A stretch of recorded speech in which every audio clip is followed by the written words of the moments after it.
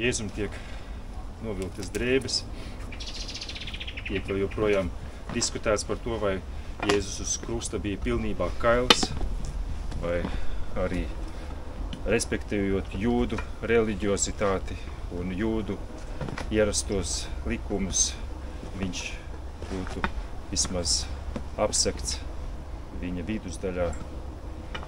Bet Jēzus atdod sevi visu. Jēzus atdod arī savas drēbes. Jēzus ir tikpat kails, cik kails viņš ienāca šajā pasaulē. Nabadzība. Kā ir ar manu nabadzību? Svētais Asīzes Francisks iemīlēja nabadzību, jo tajā viņš atklāja Dieva bagātību.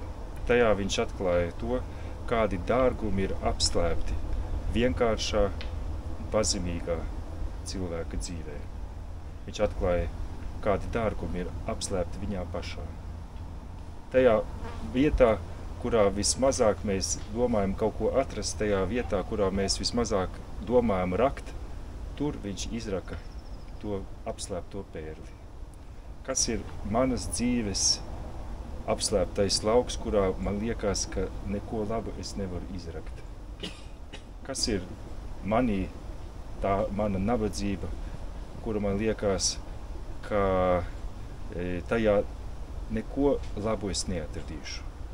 Un vai tieši tā nav tā vieta, kurā Dievs ir noslēpis vislielākos dārgumus? Vai tā nav tā vieta, kur visvairāk nepieciešams ir pieņemt, kur visvairāk ir nepieciešams apskaut, un kura var mūs darīt bagātus pie Dieva? Svētais Asīzes Francisks, lai viņš aizbildina par mums, lai palīdz mums iemīlēt dzīves vienkāršību, lai palīdz mums iemīlēt pazemību, lai palīdz mums iemīlēt prieku un pateicību par to, kas mums ir, kas mēs esam.